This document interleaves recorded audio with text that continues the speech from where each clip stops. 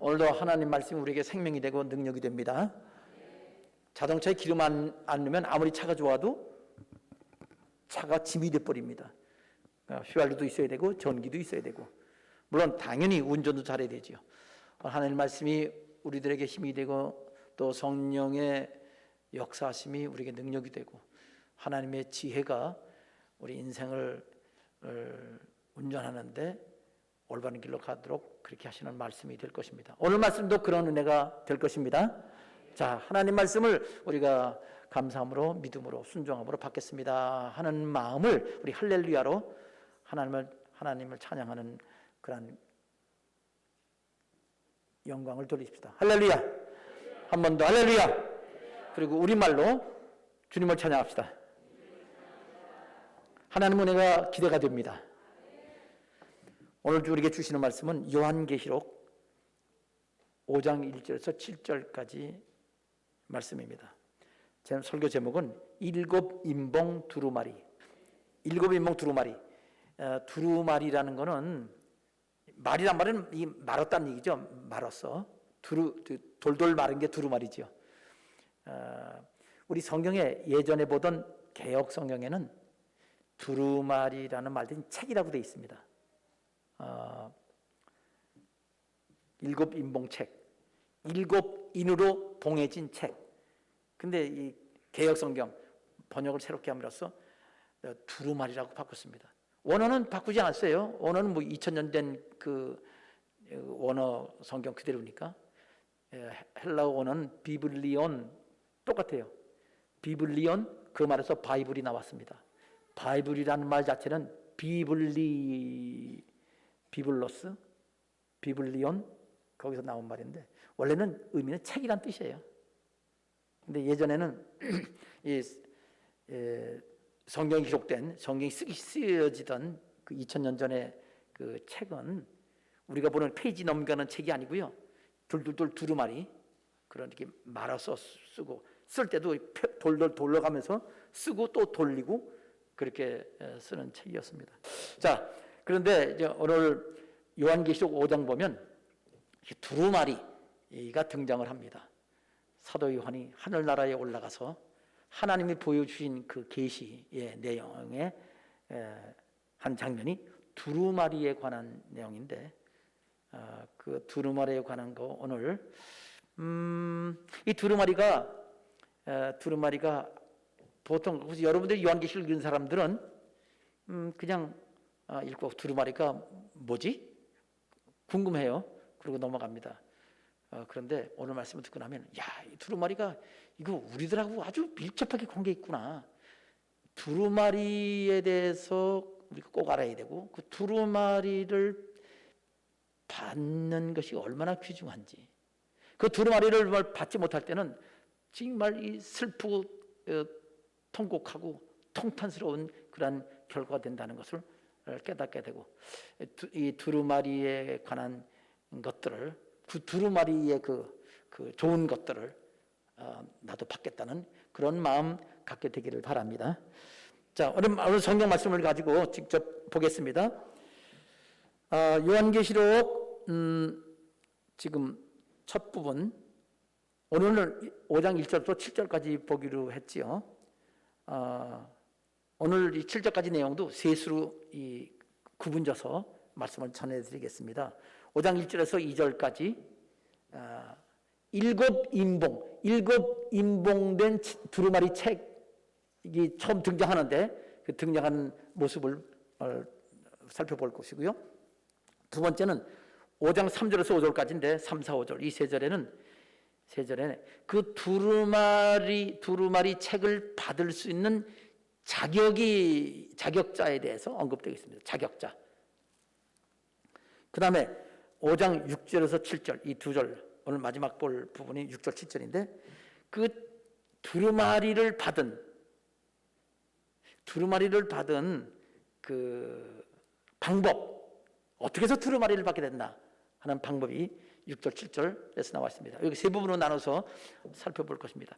지금 그냥 먼저 그 두루마리를 우리 현대적으로 좀 이해하기 쉽게 말한다면 상장과 같고요. 상장. 그 그 상장에는 대개 부상이 따라오잖아요. 상장과 상품을 수여합니다. 뭐 그러면 부상도 따라오죠. 그리고 자격증 그런 것들 같아요. 만약 포클레인 그 포클레인 운전할 때 그 시험 보지요? 그것도 포클레인 자격증 딴 사람 있나요? 손 들어보세요. 하나도 없어요? 그걸 따고 있으면 그거 운전을 할 수 있잖아요. 뭐 그런 지게차도 있고 다 그런 것을 운전할 수 있는 자격증 같은 뭐 그런 거라고 생각하면 됩니다. 근데 그 정도가 아니라 엄청나게 중요한 그런 그 모든 좋은 것이 하늘과 땅에 있는 모든 좋은 것이 다 들어있는 게 바로 이 두루마리입니다. 자, 그러니까 그런 준비가 되는 그 생각을 가지고 자, 이제 살펴보겠습니다. 성경 말씀 보겠습니다. 5장 1절 2절 5장 1절 2절을 우리 함께 먼저 두 절을 먼저 읽겠습니다. 첫 번째 살펴볼 내용 내가 봄에서부터 읽겠습니다. 시작. 내가 봄에 보좌에 앉으신 이의 오른손에 두루마리가 있으니 안팎으로 썼고 7인으로 봉하였더라. 또 봄에 힘있는 천사가 큰 음성으로 외치기를 누가 그 두루마리를 펴며 그 인을 떼기에 합당하냐 하나. 자, 여기까지 두루마리에 관한 이야기가 나오죠. 1절부터 두루마리에 관한 내용인데 글쎄 여러분 성경 읽다 보면 두루마리 5장 요한계시록 안 읽는 분도 계실 것 같아요. 두루마리 아까도 설명했지만 이건 책의 종류입니다. 한 책이라고 하면 됩니다. 이 두루마리 읽어보면은 지금 9장 읽다 보면은 별로 이렇게 마음에 와 닿진 않아요. 그 왜 그러냐면 이 요한계시록은 아주 압축되어 있어서 그래요. 이 성경은 암호로 되어 있지는 않습니다. 암호로 되어 있지는 않지만 이 요한계시록 이전에 65권, 65권이라는 그런 책이 있고 그것을 최종적으로 요약하고 그 해답을 제시하고 마무리 짓는 그런 중요한 책이거든요. 그래서 앞에 내용들, 성경에 있는 내용들을 알고 연결을 잘 해야 되고 또 요한계시록 22장입니다. 요한계시록 22장 404절 9절에 그 앞뒤 구절을 잘 연결을 할 수 있어야 여기 맛이 나요. 사도 요한이요. 지금 내가 봄에 근데 어디서 보냐면 하늘나라에 올라가서 보는 거죠. 하늘나라 언제 올라갔죠? 4장에서 올라갔잖아요. 지금 5장입니다. 4장에서 하늘나라에 올라가 봤더니 거기 하나님이 계신 그 보좌가 있고 그 위에 하나님이 계신 걸 보았지요. 그리고 그 다음에 하나님 주위에 24 보좌가 있어요. 보좌라는 것은 왕이 앉는 그 보배로운 의자를 보좌라고 그러잖아요. 그 보좌가 있고 거기에 24장로가 앉아 있어요. 그 다음에 거기 또 하나님의 보좌로부터 번개와 음성과 내성이 이렇게 나오고 있고 그리고 7 등이 켜져 있는 그런 등불이 켜져 있는 등이 거기 또 놓여 있고 그리고 그 하나님 보좌 앞에 큰 그 물이 담겨 있는 바다가 있습니다. 바다라고 하지만 우리 지구상에 있는 바다가 아니라 그 하나님 보좌 앞에 있는 성전에도 있죠. 아주 많은 물이 담겨 있는 큰 통이라고 할 수 있는 통인데 그 바다라고 이름을 붙인 큰 통이 있습니다. 그리고 내 생물이라고 성경에는 요한계시록에 되어 있지만 천사가 하나님을 찬양하고 있었잖아요. 그런 내용. 그리고 천사와 24장로들이 그리고 세상 모든 피조물들이 하나님을 경배하며 예배드리는 장면이 4장에 나왔습니다. 지난주에 살펴봤습니다. 근데 간단히 그 내용을 요약하면 하늘나라 모습이 이 세상 하나님의 성전 모습이라고 그랬죠. 하나님께서 모세에게 시내산에서 지시하시기를 내가 네게 이 하늘나라에서 보여준 이 모습을 그대로 이 성전을 져라, 성막을 세워라 그래서 하늘나라에서 본 그대로 하나님의 그 성전을 지어요. 성막을 짓는데 우리는 그걸 생각하면서 하늘나라에 성막 모형이 있는가 보다. 그래서 이 세상에 그 모세를 보고 그 지라고 그러나 이렇게 오해를 합니다. 실제로 하늘나라에는요 특별한 성전이 없어요. 하늘나라가 성전입니다. 예수님 보좌로부터 시작해서 그 지금 사장에서 나타나는 모든 것이 하늘나라가 곧 성전입니다. 아멘. 그러고 보면 또 뭘 할 수 있냐면 그 모세의 성막이 솔로몬의 성전이 되고 솔로몬의 성전이 지금 여기 신약시대의 교회가 됐거든요. 교회의 예배 드리는 모습은 하늘나라에서 하나님 앞에 24 장로들과 그 생물 천사들과 그리고 수천 천만만의 천사들 그 외에 모든 구원받은 수많은 사람들이 하나님을 찬양하며 영광 돌리고 하늘나라를 그 누리는 그 모습, 그것을 이 땅에서 이렇게 맛보고 체험하는 게 바로 예배입니다. 하나님은 이 하늘나라를 가는 사람, 지옥 가지 않고 하늘나라 갈 사람들에게 이 땅에서도 하늘나라를 체험하며 살아라. 그게 예배의 형식입니다. 예배는 그냥 와가지고 이렇게 그냥 세상 강연 듣는 게 아니고 하나님 나라, 하늘나라를 미리 맛보는 거라는 사실을 알아야 돼요. 그러니까 하나님이 기도응답도 해주시고 우리 마음의 평안도 주시고 치료도 해주시고 우리를 인도해 주시는 겁니다. 이 땅에서 하늘나라를 맛보는 사람만 하늘나라 갈 수 있습니다. 그 하늘은 뭐지? 여러분들 진실로 예수 믿으면 아멘 합시다. 아멘입니다. 자, 이제 거기서 그렇게 하늘나라 올라가서 하늘나라 장면을 봤어요. 예배드리는 장면입니다. 그런데 곧바로 이어서 그 예배드리는 장면에 하나님이 계신데 하나님이 계시는 장면을 보면서 즉시 그 다음 장면으로 이어지는 게 바로 5장 1절입니다. 내가 봄에 사도 요한이 이렇게 그 다음 장면을 이제 하나님이 계시로 보여주는 거죠. 보좌에 앉으시니 하나님이십니다. 그 오른손에 그 두루마리가 있단 말이에요. 자, 안팎으로 썼습니다. 7인으로 봉했습니다. 펴보지 못하도록 봉한 거죠. 자, 하나님의 오른손에 두루마리가 있나요? 그냥 뭐 하나님의 손에 있다고 그러든지 하나님은 가지고 계시다 그래도 되는데 굳이 오른손에 썼다는 거는 그 오른손에 들고 있는 두루마리의 특징을 설명해 주는 겁니다. 그러니까 우리가 읽을 때 성경 읽을 때 이 말을 이거 안 써도 되는데 왜 썼나 이렇게 성경을 읽어가면 그 뜻이 알아져요. 보세요. 마태복음 25장 1절 2절 말씀 보면은요 예수님이 재림하세요. 이 땅에 재림하신 다음에 이 땅에 그때 남아있는 사람 수많은 사람이 죽고 남은 사람이 몇 사람이 안 되지만 그 남아있는 사람들을 심판을 하십니다.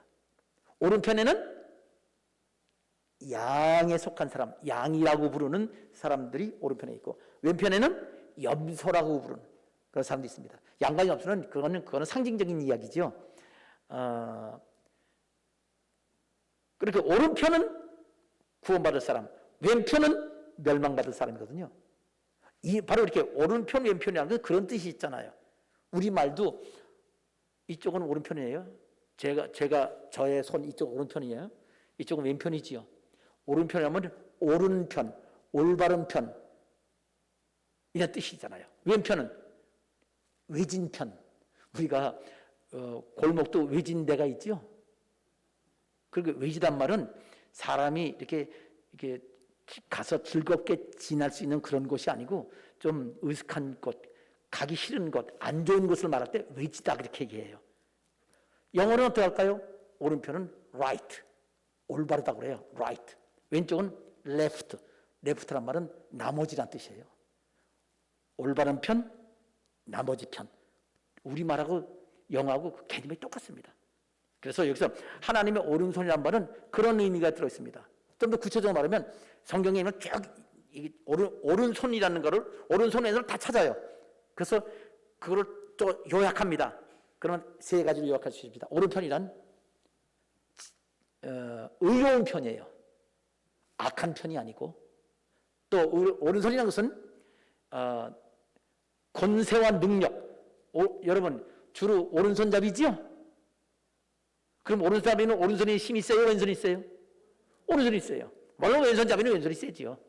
그런데 대부분 오른손잡이기 때문에 이 오른손이라고 말할 때는 하나님에 관해서 말할 때 그 하나님의 오른손이란 말은 하나님의 권세와 능력을 의미합니다. 또 하나 이 오른손은요 사랑의 손이기도 해요. 그래서 하나님의 오른손에 두루마리 있단 말은 이 의로운 이 두루마리가 봐도 의롭다. 하나님 자체가 의로우신 분이지만 오른편은 의로운 편. 왼편은 그러면 하나님은 악하냐? 아니요. 하나님은 악한 자를 심판하는 편입니다. 이거. 의로운 자를 구원하는 편이고. 자, 그리고 그러니까 두루마리는 바로 의로운 책이다. 또 두루마리는 권세와 능력에 관한 책이다. 또 두루마리는 사랑에 관한 책이다라는 의미를 여기 그냥 사실 이런 거는요 그냥 읽으면은 전혀 의미가 오른손인지 왼손인지도 나중에 기억도 안 날지도 모르겠어요, 여러분. 그러나 이 성경 전체를 다 종합해서 요약해 보면 그런 뜻이 발견됩니다. 그래서 예수님이 그러셨잖아요. 하나님 말씀은 1.1획도 그것은 떨어지지 않고 다 이루어진다. 그만큼 하나님 말씀은 압축되어 있고 요약되어 있고 깊이가 있는 말씀이라는 것을 우리가 알 수 있습니다. 자, 두루마리는 그런 거구나라는 것을 알 수 있습니다. 안팎으로 썼다는 말이죠. 안팎으로 썼다는 말은 원래 두루마리는요 한쪽만 써요, 대개. 둘둘 말하다 보면 쓰고 또 한쪽 말고 또 나무 또 쓰고 그러다가 혹시나 좀 메모할 거는 그 옆에 마른데 조그만 데다가 쓰긴 해요. 근데 그렇게 거의 안 씁니다. 경우에 따라서는 다 마른 다음에 또 뒤로 마르면서 뒤쪽으로 쓰기는 해요. 근데 흔하진 않아요. 그런데 이 하나님의 오른손에 있는 이 두루마리는 안팎으로 꽉 차게 썼어요. 이게 무슨 뜻이냐? 이거는요 추가할 것도 없고 뺄 것도 없고 완벽한 내용이 기록되어 있는 것이다 라는 뜻입니다. 그러니까 거기에 메모를 더하든지 추가하든지 그럴 수도 없고 빼서도 안 되고 완벽하게 있는 책인데 일곱인으로 보겠다. 이거 아무도 볼 수 없고 함부로 볼 수 없다는 얘기예요. 하나님은 다 알고 계시죠. 하나님 마음대로 볼 수 있죠. 그리고 자격 있는 사람은 볼 수 있습니다. 그러나 그 외 사람은 아무도 볼 수 없는 아주 중요한 책이다. 또 이거는 변개, 바꿀 수 없는 내용이다 라는 거. 라는 그런 내용이 여기 들었습니다. 얼마나 중요하길래 그러냐? 지금 말한 것처럼 하나님의 오른손에 있는 거기 때문에 그만큼 귀중한 거다라는 것을 알 수 있습니다. 넘어가겠습니다. 자, 2절에 보니까 또 봄에 사도 요한이 하늘에서 하나님이 보여주시는 계시, 예수님이 보여주시는 계시를 지금 받고 있는 중입니다. 힘 있는 천사가 큰 음성으로 외칩니다. 천사는 천사인데 아주 힘이 있는 천사예요. 그 말은 여기 좀 지위가 높은 천사라는 뜻이에요.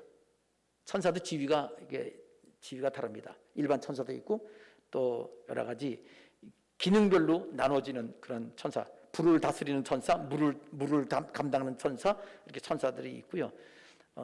또 지금 수랍 천사, 그룹 천사, 이렇게 천사를 여러 종류가 있습니다. 천사장들도 있습니다. 근데 힘 있는 천사니까 좀 이렇게 지위가 높은 천사지요.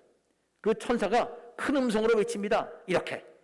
누가 그 두루마리를 펴며 그 인을 떼기에 합당하냐 하고 외치는 거예요.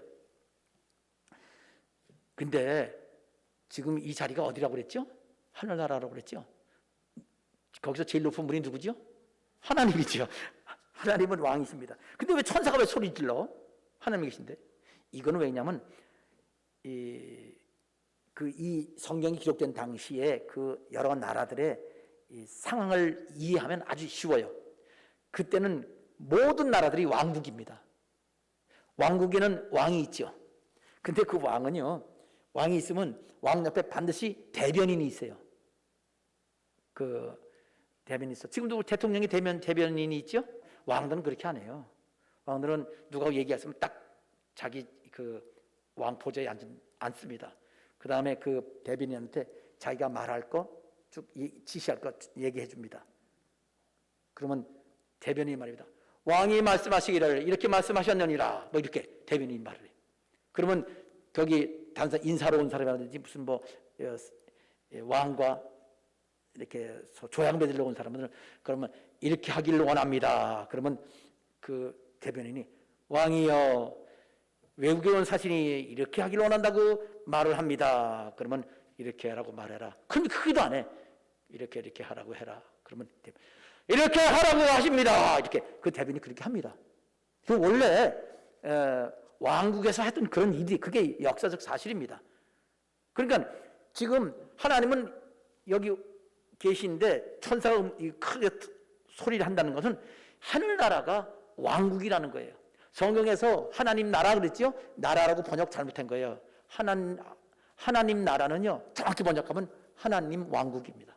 하늘나라, 이것도 나라라고 그러면 안 돼요. 하늘 왕국, 그래야 정확한 번역입니다. Kingdom of God, 하나님의 왕국, Kingdom of Heaven, 하늘 왕국, 이렇게 돼 있어요. 그리고 왕이 있는 거예요. 그거를 이거 지금 그대로 보여주고 있는 겁니다. 하늘나라는 하나님이 왕이시다. 온 우주의 왕이시죠. 온 우주를 창조하시고 다스리시는 분이십니다. 그러니까 하나님이 그 왕으로 계시고 하나님의 뜻을 지금 이 힘 있는 천사가, 당연하지요. 바로 옆에서 그 모든 권세를 이렇게 행사하는 천사니까 큰 음성으로 그렇게 외친 겁니다. 뭐라고 했다고요? 누가 그 두루마리를 펴며 그 인을 떼기에 합당하냐. 이건 지금 뭐 하는 거냐면요. 이게 지금 그 뒤에 이 하나님 말씀 지금 요한계시록 3장을 보면 여기 누구를 향해서 외치냐면요. 하늘 위에서나 땅 위에나 땅 아래 온 우주 공간 전체를 향하여 이걸 외치는 겁니다. 왜 그럴까요? 그 모든 곳에 있는 그 존재들, 사람들이나 천사들이죠. 이거 책을 펴본다는 거는요, 여러분 강아지가 책 펴보겠어요? 무슨 돌멩이가 책을 펴보겠어요? 사람이나 천사들이 보는 거거든요. 사람이나 천사들 향해서 누가 있느냐? 자격자는 나오라. 그 자격자 중에서 또 선발해서 제일 자격이 있는 사람에게 주겠죠? 아니면 자격증이 여러 사람이 있으면 그 중에 대표에게 줘서 함께 공유하게 할 수도 있겠죠? 자세히 그렇게 얘기는 나와 있지 않지만 분명히 이 세상에 있는 그 천사나 사람들을 향해서 하나님께서 이 귀한 이 두루마리를 주시려고 모든 이 하늘과 땅 아래 있는 존재들에게, 천사와 사람들에게 지금 하나님의 이 귀한 선물을 주시려고 지금 찾고 있는 중입니다. 그러니까 그럴 때 꼭 한 사람만 대상이 된다. 여기 결과적으로는 한 분만 대상이 돼요.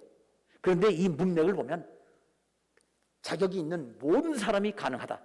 그리고 좀 더 나가면요, 진짜 이 말이 맞아요. 하나님은 모든 사람에게 이 두루마리를 주기를 원하십니다. 우리들도 해당이 돼요. 그런데 자격이 없어가지고요, 딱 한 분만 받게 됩니다. 이미 한 분이 누군지 여러분 알고 계실 거예요. 예수를 믿은 사람은 알고 계십니다. 자, 그러니까 여기서 지금 2절 말씀에 이 천사가 이렇게 말하는 것은 지금 모든 사람들이 이 두루마리 책에 있는 이 좋은 모든 것들을 받을 만한 사람들은 나와 신청해라 하는 그런 뜻입니다. 그리고 찾습니다. 물론 이 천사가 이렇게 외쳤으니까 그 천사의 지시를 받아서 또 움직이는 그리고 다른 천사들이 다 찾아봤겠죠. 예, 그렇게 찾는데 지금 합당한 사람을 하나님은 찾기는 왔습니다. 중요합니다. 하나님은 합당한 사람을 찾습니다. 그냥 여러분이 여기 교회 와서 앉아있다고 그 사람이 하나님 앞에 그냥 무조건 복 주시지 않아요. 하나님 앞에 와서 합당한 그러한 마음 자세와 삶의 모습을 보여줄 때 합당할 때 합당한 복을 주십니다. 왜 아멘이 조금해집니까? 당연히 커져야지. 아멘. 합당하게 살아서 하나님께 복 받겠습니다. 그러면 아멘도 크게 해야 돼요. 아멘. 네, 합당하게 복을 받습니다. 이렇게 합당한 사람을 찾으신다라는 것을 아시길 바랍니다. 자, 지금 그럼 두루마리 이 책에 대해서 여기 여러 가지 설명했어요. 오른손 하나님에 관한 것도 오른손 말고 뭐라고 되어 있죠? 1절에서 여기 7인으로 봉했다. 이건 함부로 변개시킬 수 없다. 그 내용은 절대로 변개되지 않는다. 하나님은 영원하신 분이기 때문에 그렇었고요. 안팎으로 썼다. 안팎으로 쓴 거는 이건 완벽한 그런 내용이다라는 것까지 이런 특징을 갖고 있는 두루마리 한마디로 말하면 진짜 좋은 복을 주시겠다는 뜻입니다. 간단히 말하면. 근데 이제 2절에 보니까 이거는 대상은 가능한 한 모든 사람, 많은 사람에게 이걸 주시기로 원하신다라는 것을 여기서 지금 살펴봤습니다. 자, 이제 그 다음 두 번째 내용으로 봅시다. 3, 4, 5절 세 절을 보겠습니다. 이 세 절은 어떤 내용이냐면요. 지금 두루마리에 관한 거 처음 부분에서 대략적인 내용을 살펴봤는데, 그럼 합당한 자격자예요. 합당한 자격자가 누군가라는 내용을 여기서 이제 확인할 수 있습니다. 누가 살았는지. 자, 3절, 4절. 요거 3절, 4절. 함께 읽겠습니다. 3절, 4절 시작. 하늘 위에나 땅 위에나 땅 아래에 능히 그 두루마리를 펴거나 보거나 할 자가 없더라. 그 두루마리를 펴거나 보거나 하기에 합당한 자가 보이지 아니하기로 내가 크게 울었더니. 아멘. 요거 두 절 먼저 봤습니다. 지금 3, 4, 5절 볼 텐데 두 절 보고, 이거는요, 이 두루마리의 아주 중요한 특징. 지금 아까 지금 1절, 2절에서 하나님의 오른손에 들어있는 그 두루마리가 얼마나 귀중한가를 말씀드렸어요. 진짜 모든 복 중의 복이라고 말씀을 드렸죠, 여기서. 근데 여기서는 뭘 할 수 있냐면, 만일 이거를 받지 않으면 진짜 불행한, 심각한 그러한 불행한 상태가 된다는 것을 말해주는 겁니다. 왜냐하면 하늘 위에나 땅 위에나 땅 아래 아무리 봐도 천사나 사람 중에 자격자가 하나도 없는 거예요. 그러니까 이건 이 자격자가 없다는 거는요, 사도 요한이 찾아본 게 아니고요, 그 하늘나라에 올라가서 좀 그 광경을 계시를 받고 있는데 하나님이 그 성령으로 알려주신 거예요. 그냥 아는 거예요. 없구나. 근데 없다는 거를 그렇게 느끼자마자 4절에 보니까 그 두루마리를 펴거나 보거나 하기에 합당한 자가 하나도 보이지 아니하기로 내가 크게 울었다. 사도 요한이 막 그냥 우는데, 크게 울었으니까 막 통곡하면서 막 슬퍼서 어쩔 줄 모르고 우는 거죠. 왜 이렇게 울었을까? 이거는요, 이것도 하나의 계시예요. 성령께서 사도 요한을 통해서 우리에게 알려주신 것은, 사도 요한이 자기 그냥 인간적인 심정으로 있었다면 그렇게 슬퍼 울지 않았을 거예요. 그러면 사도 요한도 미리 아는 게 있거든요. 사도 요한도 예수님이 제자잖아요. 예수님 알잖아요. 알고 있어요. 답은 예수님이에요. 그러니까 울지 않았을 것 같아요. 그런데 하나님의 성령께서 그 마음을 딱 주장하시기 때문에 만일 이 두루마리를 받은 사람이 하나도 없다면 이건 너무나 슬픈 일이다라는 것을 하나님께서 이 사도 요한을 통해 우리에게 보여주는 거예요. 그러니까 사도 요한도 자기 마음이 아닙니다. 하나님이 그렇게 슬프게 울게 만들면서 두루마리를 받지 못하면, 두루마기가 아니고 두루마리 책을 받지 못하면 진짜 불행하다, 진짜 불행해진다 하는 거를 그래서 슬픈 겁니다. 쉽게 말하면 여러분, 천국 가지 않고 지옥 가면은 얼마나 불행하겠어요. 그런데 5장 5절 보니까, 그 다음 5장 5절 여기 읽겠습니다. 시작. 장로 중에 한 사람이 내게 말하되 울지 말라. 유대 지파의 사자 다윗의 뿌리가 이겼으니 그 두루마리와 그 7인을 떼시자 하더라. 장로가 몇 사람? 24명. 하늘나라에 장로만 있는 게 아닙니다. 장로는 구원받은 사람의 대표고, 거기에 뭐 셀 수 없는 수많은 사람이 하늘나라에 구원받은 사람이 있습니다. 근데 그 중에 대표격인 24장로 24명 왜 24명인 거 알죠? 구약에 구원받은 사람 대표 12명, 신약에 구원받은 사람 대표 12명 해서 24명입니다. 그 대표 장로 중에 한 사람이 그 울고 있는 사도 요한에게 울지 말라 라고 말합니다. 이거 장로 중에 한 사람이 이렇게 말한 거는요, 이것도 장로도 자기 마음대로 말하는 게 아니고요, 하나님의 지시를 따라 사도 요한에게 이렇게 그 사도 요한에게 이런 말을 하라는 하나님의 지시를 따라 알려주는 거예요. 하나님께서 사도 요한에게 다 보여주시려고 이미 작정된 그런 내용으로 전개되고 있는 겁니다. 여러분 TV 그 드라마 볼 때 막 드라마 보면요, 그거 거기 빠지면 그냥 그거 진짜인 같이 보여요. 그런데 실제로 드라마 찍을 때 찍는 거 보면 여러분 웃기는 거 알아요? 그냥 카메라맨 많고 또 보면 요만큼만 무대가 돼 있고요. 저긴 전부 다 엉터리고요. 무대도 아니에요. 근데 그것만 찍으니 그게 멋있게 보이시죠. 우리가 이렇게 지금 하늘나라에서요, 사도 요한에게 이거 세상에 영화 찍는 거 비교해서 설명하는 거는 사도 요한에게 하늘나라에서 세상에 일어난 일들에 관해서 마치 드라마를 보여주듯이 보여주고 있는 거거든요. 그래서 24 장로도 하나의 거기 등장인물하고 똑같아요. 드라마에서 사도 요한을 위한 지금 드라마를 하나님께서 보여주시는 거예요. 드라마란 말은 원래 연극이라는 뜻입니다. 드라마라는 자체는 연극이라는 뜻인데 하나님께서 사도 요한을 위해서 지금 계시극을 지금 이렇게 실행하고 있는 중이에요. 자, 여기 울지 마라. 왜 울지 말아야 될 이유가 뭐냐면 유다 지파의 사자. 여기 사자는 라이언, 호랑이 사자 할 때 사자, 그 사자예요. 유대 지파의 사자란 말은 여기 창세기 49장 8절에서 10절 사이에 나와요. 그는 유다 지파를 사자라고 불렀어요. 그래서 유다 지파의 사자, 그리고 유다 지파를 하나님께서 왕 지파라고 이렇게 예언하셨어요. 유다 지파는 왕 지파입니다. 짐승의 왕은 사자입니다. 그래서 유대 지파의 사자라고 부르는 거예요. 자, 유대 지파 사자, 그 누구예요? 뒤에 보니까 다윗의 뿌리라고 그랬어요. 다윗의 뿌리라는 말은 이사야서 11장에 나오고 에레미야 23장, 33장, 에스겔서 여러 군데에서 이 다윗에 관한 얘기가 나오는데 뿌리는 11장, 이사야 11장에 나옵니다. 11장 1절에서 5절, 그 10절까지 보면 다윗의 뿌리, 다윗의 아버지 이새라는 사람은 이새의 뿌리, 뭐 이새의 줄기 이런 말 나오는데 이거는 예수님을 말합니다. 예수님은 다윗의 자손이거든요. 마태복음에 아브라함과 다윗의 자손 예수 그리스도의 족보라 이렇게 나오잖아요.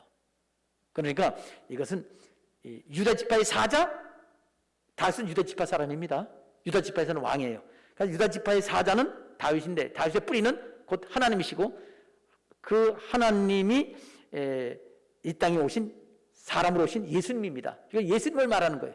자, 구약 성경에 있는, 근데 이스라엘 사람들은요, 여기 유다 지파의 사자라는 예언, 다윗의 뿌리라는 그 예언자들의 예언을 이 예수님인데 예수님이라고 인정을 안 해요. 그래서 예수를 안 믿어요. 예수를 안 믿으니까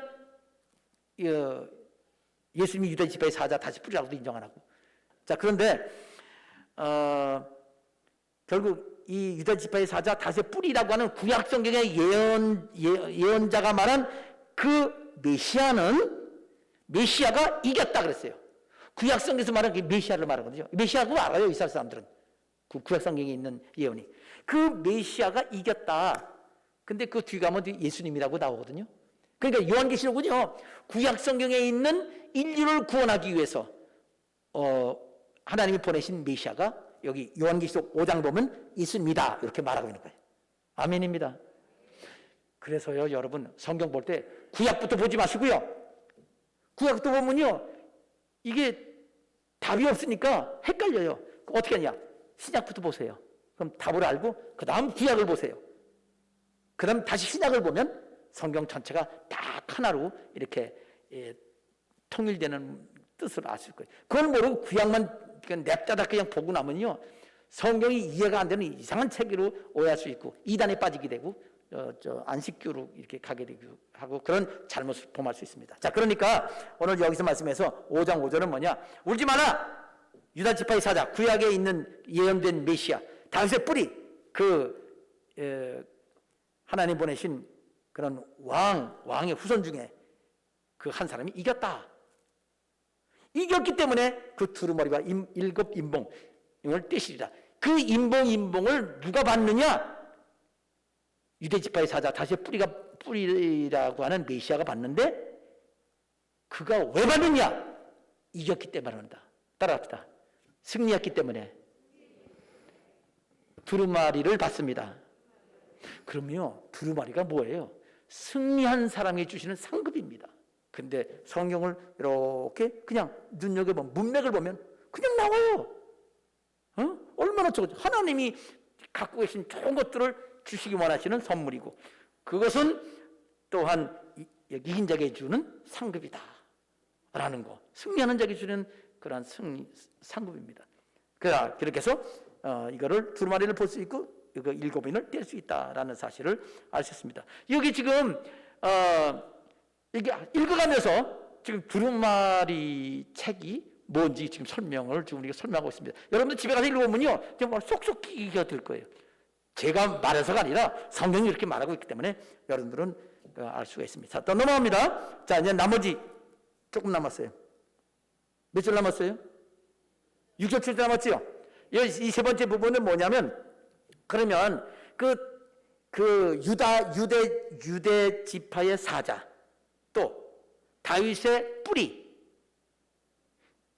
그 약성에 말한 그 예언자들이 말한 그 메시아가 누구며 어떻게 해서 그가 이겼냐 하는 내용이 나와요.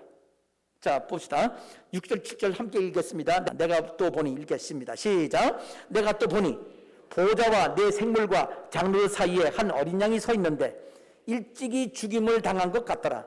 그에게 7뿔과 7눈이 있으니 이 눈들은 온 땅에 보내심을 받은 하나님의 7영이더라. 그 어린 양이 나와서 보좌 한 신이의 오른손에서 두루마리를 취하시니라. 아멘. 자, 오늘 설교 이걸로 끝납니다. 세 번째 내용은 뭐냐? 여기서 어린 양이 나오잖아요. 이 어린 양은 예수님이시잖아요. 알고 있죠? 세례 요한이 선지자지요. 이 구약시대 마지막 선지자가 예수님보다 6개월 먼저 태어났습니다. 예수님이 오시는 걸 보고 뭐라고 불렀죠? 보라! 세상 죄를 짊어지고 가는 하나님의 어린 양이로다. 이스라엘 사람은 어린 양 다 알아요. 희생제사 드려서 사람의 죄를 용서해주는 그 어린 양을 이라고 말했습니다. 여기 똑같은 얘기 나오잖아요. 어린 양이 서 있었다. 예수님을 두고 말하는 거죠. 그래서 구약시대의 유대 지파의 사자, 또 다윗의 뿌리, 이스라엘 사람들이 메시아라고 알고 있지만 예수님인 걸 모르는 그 내용을 요한계시록에서는 바로 그 메시아가, 이스라엘 사람들이 기다리는 메시아는 바로 예수님이다라는 것을 2000년 전에 알려줬는데 아직도 안 믿어. 이스라엘 사람들은. 우리 그리스도인들만 믿고 있습니다. 자, 이 예수님이 이제 이겼단 말이에요. 그럼 어떻게 이겼냐?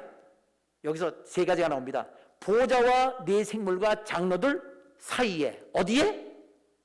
사이에 서 있단 말이에요. 이 뜻은요, 사이에 있다는 말은요, 하나님과 사람들 사이에 있다는 얘기예요. 중보 역할, 중간 역할을 했다는 거예요. 예수님께서는 하나님이신데 그러니까 하나님께서 사람이 되셨습니다. 왜? 하나님과 사람이 원수지간 됐어요. 사람들이 배신을 했습니다. 하나님의 언약을. 그래서 원수가 됐어요. 근데 그 하나님의 아들이 사람이 되셔서 사람들의 대표로서 하나님께 죄 용서함을 위해서 대신 모든 사람의 죄를 짊어지고 죽으셨어요. 그래서 하나님 앞에 나와서, 하나님, 내가 모든 사람의 죄를 다 해결했으니 사람들을 다 용서해 주세요. 하나님께서 오케이. 하나님은 바로 하나님의 아들이 다 해결했기 때문에, 하나님 아들도 하나님이시잖아요. 다 해결했어요. 모든 사람의 죄를 다 용서했습니다. 오케이. 하나님 얼마나 기뻐하겠어요. 그래서 그러면 사람들 예수님이 용서해 주신 그 죄 용서함을 감사로 받는 모든 사람은 구원받는다라는 게 하나님의 그 사랑이잖아요. 그걸 위해서 예수님이 이 땅에 오셔서 2000년에 오셨잖아요. 십자가에 죽으셨죠. 죽었다가 3일 만에 부활하셨죠. 사람들 보는 앞에서 승천하셨죠. 다시 오시겠다고 그랬습니다. 자, 그렇게 중간 역할을 했다. 사람들을 구원하는 역할을 했다. 자기가 대신 희생했다. 십자가의 모든 죄를 짊어지고 죽으셨다. 이렇게 희생 제물이 되신 바로 그 중보자의 사명으로서 하나님의 사랑의 심정을 가지고 사람들을 사랑하셨다 하는 것이 첫 번째 이유입니다. 그러니까요. 그래서 이긴 자가 되는 거예요. 그게 하나님의 기준입니다. 하나님은 하나님의 사랑하는 마음을 가지고, 우리 성도들도 자기 멋대로 살면 안 돼요. 하나님의 사랑하는 마음을 갖고 살아야 됩니다. 하나님은 당신의 아들을 십자가에 죽게 하시면서까지 우리 모든 인간들은 피조물이잖아요. 하나님 만드신 존재 아니에요.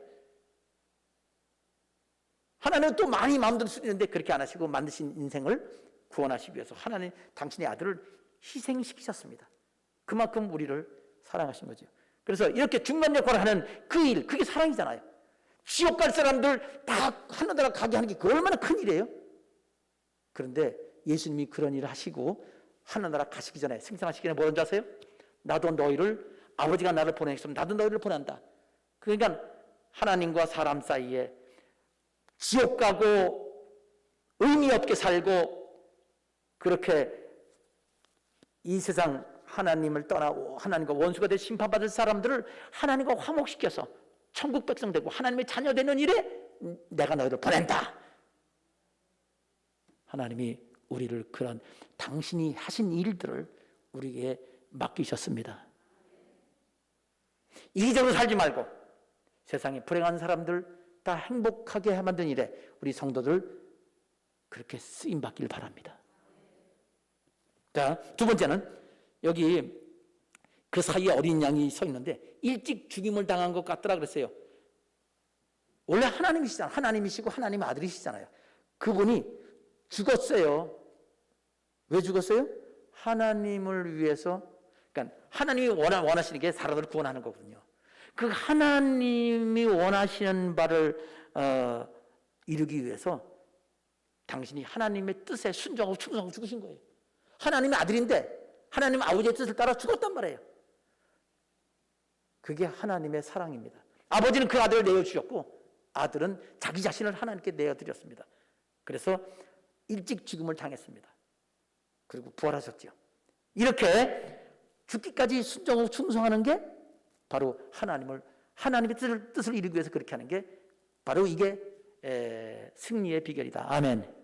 그래서 하나님께서는 3일 만에 예수님 부활시키셨습니다. 다시 살려나시고 승천하셔서 이 온 모든 존재보다 가장 높이 올리셨습니다. 순종하기 때문에, 자기를 낮추고 순종하기 때문에 하나님이 높여주셨습니다. 세 번째로 여기 그 어린 양이 7뿔과 7눈이 있대요.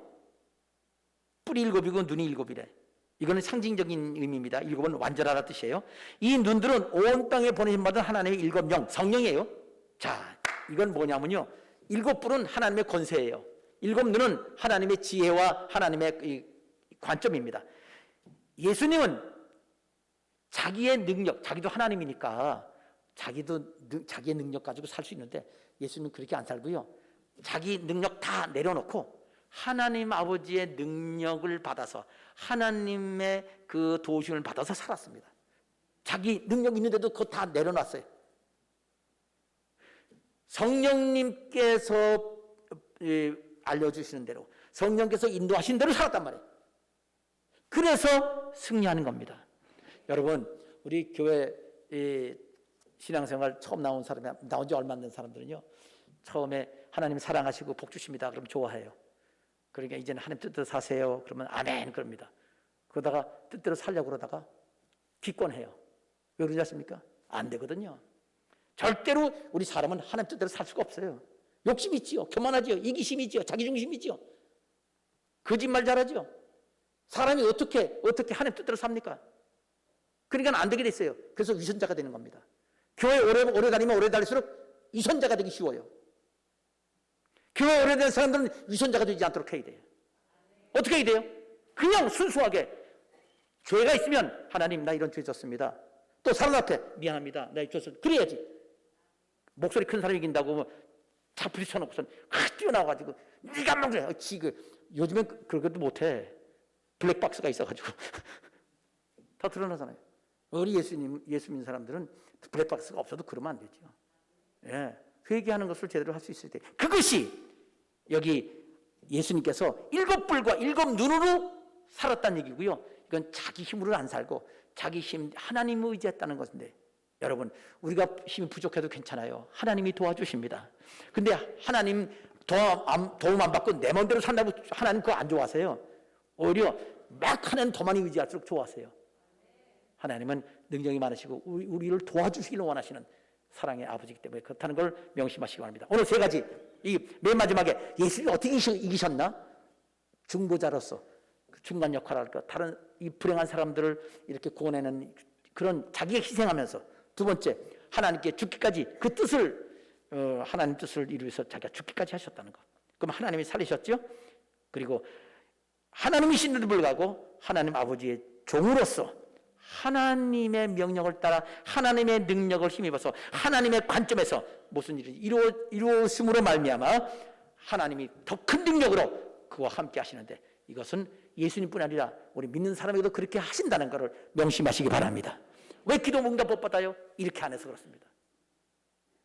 여러분, 여기 오늘 말씀, 이 말씀, 이 요한계시록 5장 1절 7절 말씀은요, 야, 이거는요, 기도하면 그냥 응답받는 비결이로구나.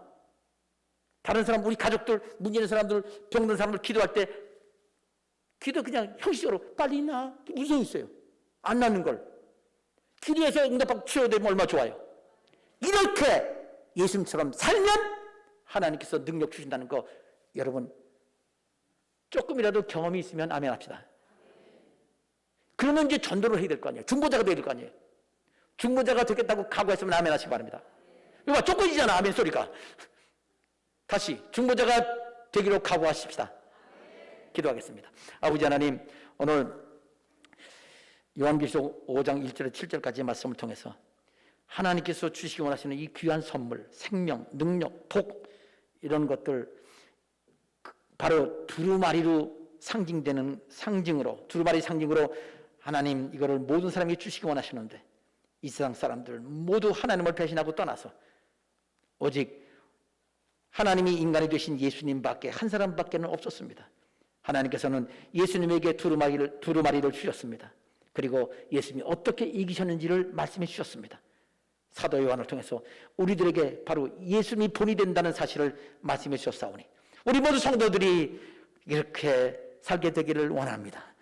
주님, 우리 하나님께 복받은 우리들이, 구원받은 우리들이, 천국 갈 사람들이, 아직 천국 가지 못하는 사람들이나 이 땅에서 참으로 삶의 의미를 알지 못하고 어디서 와서 왜 살며 어디로 가는지 알지 못하는 사람들, 지옥 형벌에 들어가고 이 땅에서 참으로 하나님 인생의 그 행복을 모르는 사람들에게, 그들에게 복을 전하고 구원을 전하는 우리 사명자들 되기를 간절히 원합니다. 또한 아버지 하나님, 일찍 죽음을 당한다고 그랬는데 참 하나님이 뜻이면 아버지 하나님 죽을 것도 마다하지 않고 우리가 순종해서 하나님이 얼마나 지켜주시고 살려주시고 하나님이 도와주신 일을 경험하게 되기를 원합니다. 내 능력 한계 안에 살지 말고 하나님이 도우시려고 그럴 때 기쁨으로 많이 도와달라고 해서 도움받아서 하나님과 친밀한 우리 성도 되게 하여 주시옵소서. 그래서 두루마리로 표현된 그 좋은 복들, 그 권세와 능력, 그 의로움을 누리는 성도 되게 하여 주시옵소서. 예수님의 이름으로 기도합니다. 아멘.